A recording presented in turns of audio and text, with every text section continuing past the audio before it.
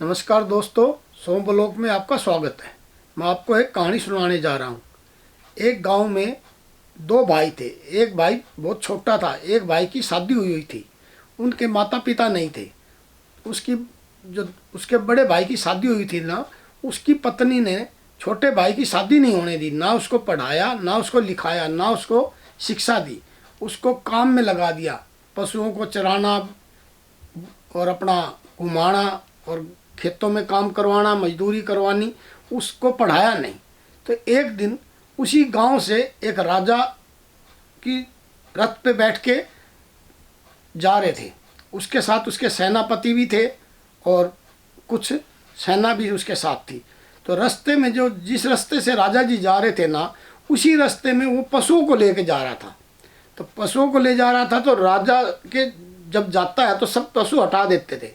लेकिन उसको ज्ञान नहीं था, भाई राजा जी आ रहे हैं तो भाई मैं पशु हटा दूं। क्यों? वो तो अनपढ़ था, बिना शिक्षा का, पढ़ा लिखा नहीं था, ना उसको किसी ने शिक्षा दी थी, ना उसको पता था, और बड़े मैले कपड़े पहने हुए थे। तो उसी गांव का, उसी राजे के पास एक नौकरी करता था। उसने कहा, पंडित जी तुम अपने पशु हटा ले। तो जब भी उसने नहीं हटाए तो महाराज ने कहा, भाई ये पंडित होके ऐसे, पंडित तो बड़े विद्वान होते हैं, पढ़े लिखे होते हैं, ये तो भाई वो तो पढ़ा लिखा नहीं दिखाई दे रहा, कुछ भी नहीं है, तो ये तो पंडित जी हो ही नहीं सकता। तो उसका जो मंत्री था वो भी एक पंडित जी था। तो उसको कहने लगा, पंडित जी तुम तो कहते थे हमारे जो पंडित होते हैं वो तो बड़े विद्वान होते हैं, पढ़े लिखे होते हैं, लेकिन ये तो पंडित ना तो पढ़ा लिखा है ना विद्वान है। तो उसका जो मंत्री था वो बोला, महाराज जी इसको किसी ने शिक्षा नहीं दी है, ना इसको किसी ने ज्ञान दिया है, तो इसीलिए रह गया होगा। इसके घर में कोई ना कोई होगी बात। तो राजा माना नहीं, ये नहीं हो सकता, भाई इसको शिक्षा देते या शिक्षा ना लेता, इसको शिक्षा दी है, इन्हें ली नहीं होगी। बोला नहीं महाराज जी ऐसे नहीं हो सकता, हमारे पंडित जी बड़े पढ़े लिखे होते हैं, विद्वान होते हैं, और उनके पास बहुत शिक्षा होती है। तो उनकी बहस होगी राजा की और उसकी।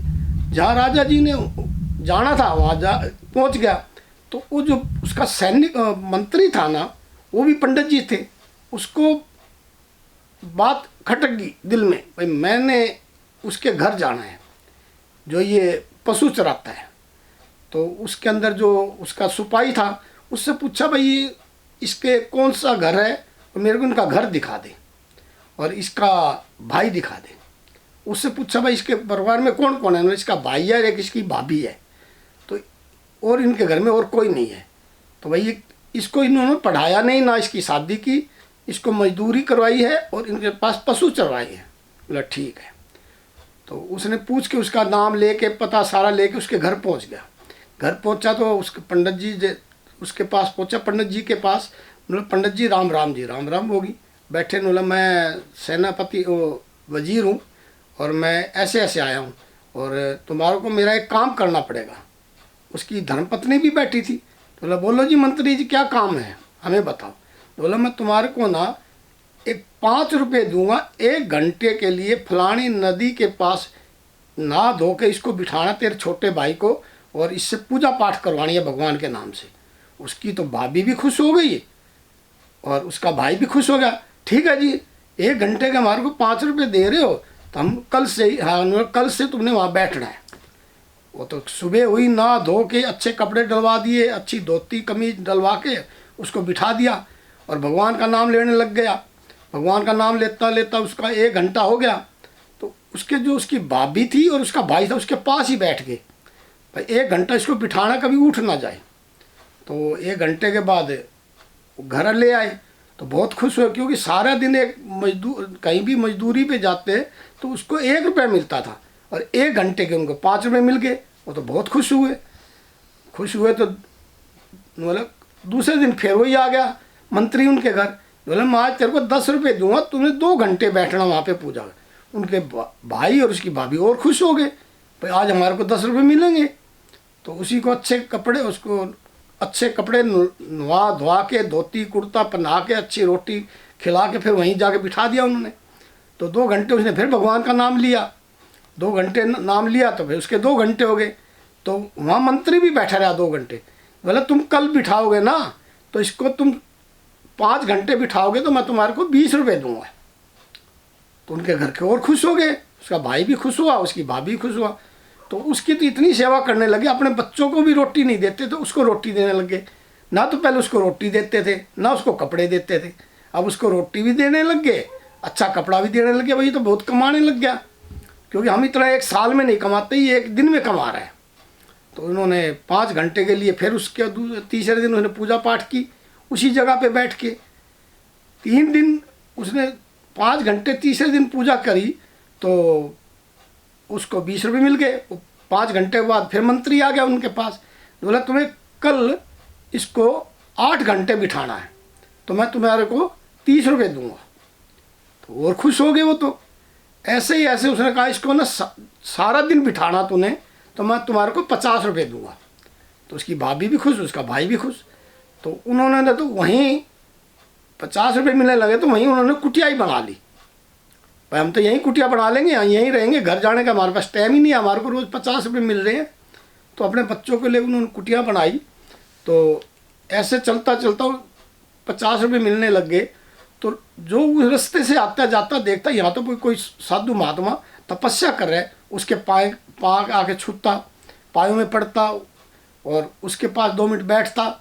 ऐसे बैठते चलते हर जो भी रास्ते से आता उसके पैरों में पैर भी छूता, मत्था भी टेक के जाता, रुपया 8 अन्नी।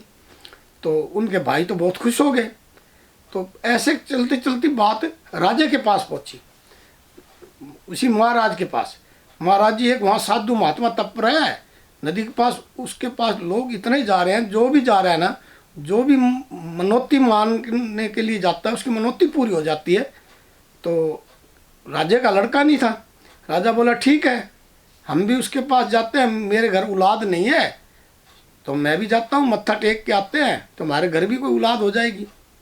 तो महाराज जी अपना रथ पे घोड़े हाथी सवार लेकर अपना थाल में लड्डू और रुपया, मोरे होती थी पहले, मोरे बोलते थे, मोरे लेके चल पड़े। चलते चलते उसी जगह पे आ गए जहाँ वो पंडित जी तपस्या कर रहा था। तो तपस्या कर रहा था तो वजीर वही मंत्री उसके साथ था। मंत्री बोला महाराज जी यही है, बहुत बड़ा तपस्वी है, इसके पास आप मत्था टेको तो आपको ना सब कुछ मिल जाएगा। तो उस मंत्री ने कहा था जब राजा जी आएंगे ना उसके जो वो देगा ना ये अपना रुपये पैसे, उसके ऊपर ठोकर मार देना। तो उस पंडित जी ने तो वैसे ही किया। जब वो राजा जी उसके पास मत्था टेका तो उसने रुपयों का ढेर लगाया तो उस पंडित जी ने उसको ठोकर मार दी। तो अपना महाराज जी बहुत गुस्से में हुए। महाराज जी जब गुस्से में हुए तो मंत्री जी कहने लगे महाराज जी गुस्सा मत करो, ये क्रोध में ना तुम्हारे को श्राप दे देगा, हम इससे कुछ मांगने आए हैं, इससे देने नहीं आए हैं, इसके पास पैसे की कमी नहीं है, आप इसको पैसे से खरीदने लगे हो ना इसीलिए गुस्सा मान गया है। आपने पैसा ज़्यादा दिखा दिया और आपने कह दिया इतना पैसा किसी ने नहीं मत्था टेका है जितना मैं टेक रहा हूँ। तुमने ये क्या कहने तुमने ये ना कहा होता तो ये नहीं ठुकराता, तुमने ये कह दिया था इसलिए ठुकरा दिया। ये तो बहुत बड़ा पहुंचा हुआ तपस्वी है, ये तो तुम्हारे को श्राप दे देगा, इसके जाके पैरों में पड़ जाओ, इसके पाँव छू लो, पकड़ लो, इसको पायों को मत छोड़ो। तो मंत्री की बात मान गया महाराज, वो जाके फिर उसके पायों में पड़ गया, पाँव को पकड़ लिया जोर से। भाई तपस्वी को कहने लगे जब जो मेरे को आप कुछ दो, मैं आपसे कुछ बिना ले नहीं जाऊंगा, मेरे घर में औलाद नहीं है तो मेरे को ये दे दो, मेरे को माफ़ करो, मैंने ये कह दिया भाई मेरे जितना किसी ने पैसा नहीं चढ़ाया, मेरे को इस बात से माफ़ करो।